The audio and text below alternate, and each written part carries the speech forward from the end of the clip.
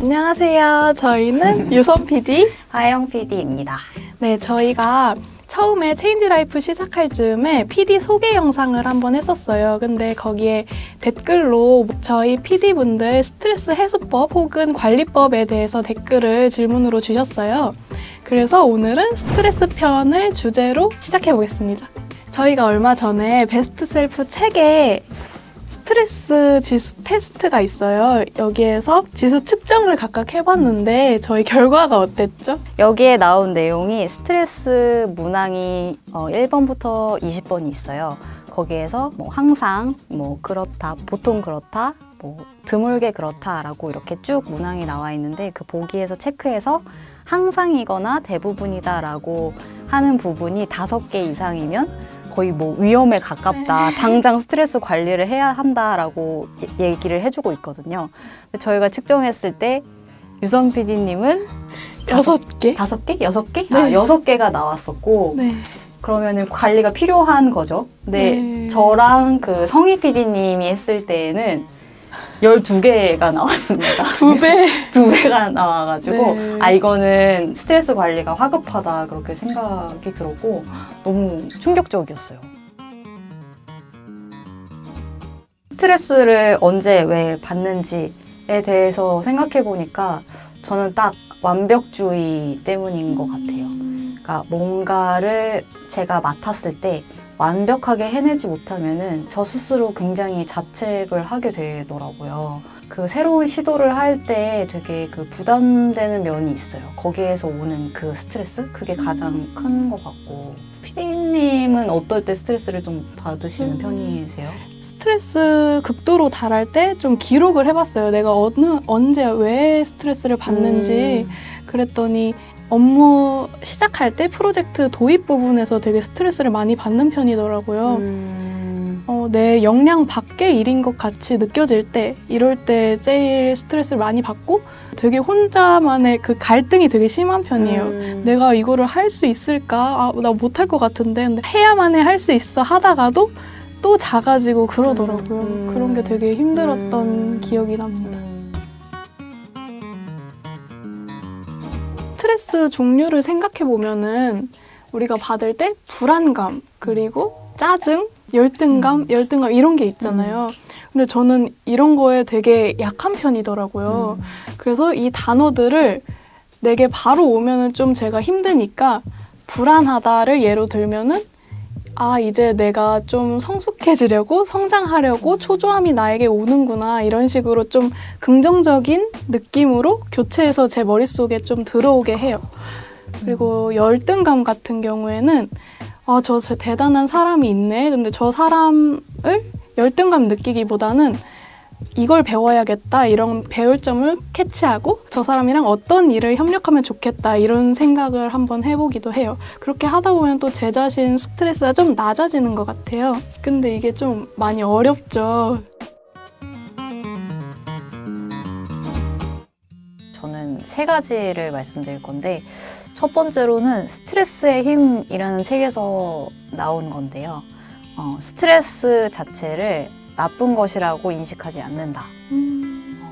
그 책 내용에 보면 스트레스를 부정적으로 인식하는 것만으로도 수명이 단축되는 그런 연구 사례가 있다고 해요. 그래서 스트레스를 나의 에너지원이다라고 생각을 하려고 노력을 굉장히 많이 하는 편이죠. 물론 이게 쉽지는 않지만 근데 계속 반복해서 이거를 스트레스는 나에게 좋은 에너지원이야 라고 생각하다 보면은 업무를 할 때 좀 더 열이 있게 하게 되는 것 같아요. 막 스트레스는 사실 내가 뭔가를 열심히 하고 있다는 의미이기 때문에 그래서 에너지원이다. 스트레스는 에너지원이야. 계속 이렇게 저 자신에게 좀 주문을 외우면서 하는 편이고 2번째로는 이거는 저 혼자 뭐 하다가 알아서 약간 터득하게 된 건데 입꼬리를 살짝 올려줍니다. 그러니까 억지로 좀 웃는 거죠. 그래서 이렇게 극한의 상황에 놓였을 때 제가 하게 되는 방법인데 사실 뭐 행복해서 웃는 게 아니라 웃어서 행복한 거다 이런 말이 있잖아요. 그래서 정말 입꼬리를 올리고 나도 모르게 이렇게 웃다 보면은 조금 그 극한의 상황에 놓여 있는 환경에서 조금 진정이 되는 그런 건 있는 것 같아요. 혹시 따라 하시는 분이 있다면 공공장소에서는 하지 말고 혼자 했을 때 해보시기를 추천을 드립니다. 그리고 세 번째는 전자기기의 전원을 꺼라 라는 베스트셀프에서 나온 내용이 있어요. 그러니까 스트레스 관리를 위해서는 전자기기와 좀 멀어져야 된다 라고 조언을 해주는데, 저는 저의 식대로 조금 바꿔서 휴대폰 방해금지 모드를 해놔요. 그러면 제가 핸드폰을 이렇게 만지고 있지 않은 이상은 알람이 울리지 않는 거거든요. 그래서 제가 업무를 할 때에도 뭐 다른 어떤 뭐 독서를 한다든지 집중을 할 때에도 휴대폰에 대해서 조금 약간 망각하게 되는 것 같아요. 이게 사실 알람이 울리다 보면은 이게 저도 모르게 계속 이게 알람 소리를 인지하면서 알게 모르게 스트레스를 좀 받는 게 있는 것 같아요. 제가 이걸 확인을 하든 안 하든 어쨌든 울리고 있다는 그것만으로도 스트레스가 될 때가 있는데 그것을 잠재워주는 효과가 있어서 저는 이렇게 세 가지를 하고 있습니다. 피디님은 어떠세요? 하영 PD님께서 되게 좋은 말 많이 해주셨네요. 또 적당한 스트레스는 생존 능력을 강화시켜준다고. 이제 운동을 우리가 할 때에도 몸에 스트레스를 주어서 근육을 키우는 거거든요. 제가 책을 읽으면서 스트레스 관리를 이미 하고 있던 것도 있었고, 그리고 또 제가 시도해 볼 만한 것들이 좀 있었어요. 그래서 그거를 좀 공유해 볼게요.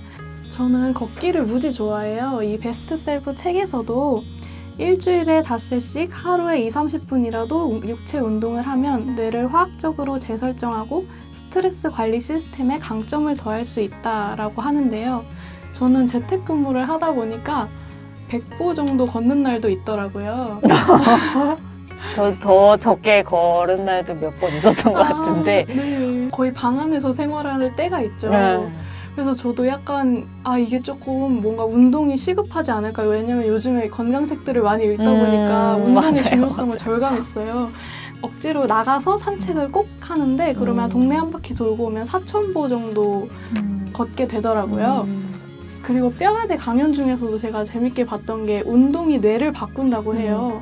유산소 운동이 우리가 업무를 할 때나 공부를 할 때 정말 중요한데 꾸준하게 즐겁게 할 수 있는 운동을 찾아야 돼요. 그래서 저도 한번 뭐 순환 운동, 달리기, 여러 가지 수영 이런 걸 해봤는데 걷기가 제일 잘 맞더라고요.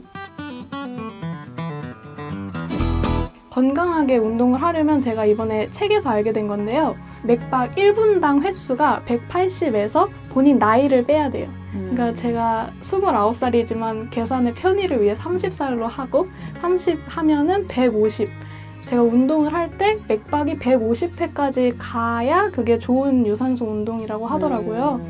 그래서 제가 걷기만으로는 좀 이게 부족한 것 같아요. 그래서 이번 주에 순환 운동을 한번 해보려고 해요. 그게 고강도 인터벌 운동이라고도 나오더라고요. 좋다 그래서 한번 무산소, 유산소 같이 한번 해보려고 합니다.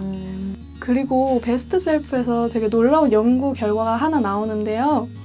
일부 박테리아가 우리의 정신을 통제할 수가 있대요. 장내 미생물이 우울증이랑 불안증에도 꽤 영향을 크게 미치고요. 그래서 장에 중요한 유산균이랑 프로바이오틱스를 먹고 있어요. 혹시 드셔보신 적 있나요? 저는 아직까지는 챙겨 먹은 적은 없어요. 그래서 제가 준비했습니다. 이게 PPL인가요? 너무 자연스럽게. 하루에 하나 드셔보세요. 근데 뭔가 우리 체인지그라운드 식구들 많이 드시더라고요. 이 책 때문에 장내고 때부터. 저도 좀 챙겨 먹어봐야겠네요. 네, 프로바이오틱스 꼭 드시면은 혹시 지수가 좀 낮아지지 않을까. 감사합니다. 오늘 촬영 끝나고 제가 먹겠습니다. 네. 그리고 마지막으로 제가 하는 거는 자기 전에 하는 거예요. 긴장을 푸는 시간을 가져라인데요. 제가 이렇게 손을 꼭 여기 위에나 아니면 배 위에 꼭 놓고 자야 돼요. 그러면은 배가 따뜻해지면서 호흡을 엄청 크게 들이마시고 내쉬고 해요. 그러면 마음이 편안해지면서 스트레스가 확 풀리거든요. 근데 그러다 보면 잠에 금방 들어요. 그래서 제가 이거 덕분에 약간 불면증 같은 게 잘 없어졌거든요. 그래서 이 방법이 되게 좋더라고요. 한번 이렇게 따뜻하게 하면서 주무셔 보면 어떨까 싶습니다. 스트레스 때문에 잠을 못 이룰 때는 한번 해봐야 되겠네요. 네. 이 스트레스라는 연구가 시작이 된 지 채 70여 년밖에 안 됐다고 해요. 그러니까 100년이 채 안 된 거죠. 그래서 저희가 이렇게 스트레스를 관리하는 게 좀 쉽지가 않고 어렵게 느껴지는 이유도 연구 자체가 100년이 채 되지 않았는데 관리가 잘 되는 게 오히려 더 어려울 것 같아요. 그래서 스트레스를 관리하는 게 잘 안 돼서 스트레스를 받는다.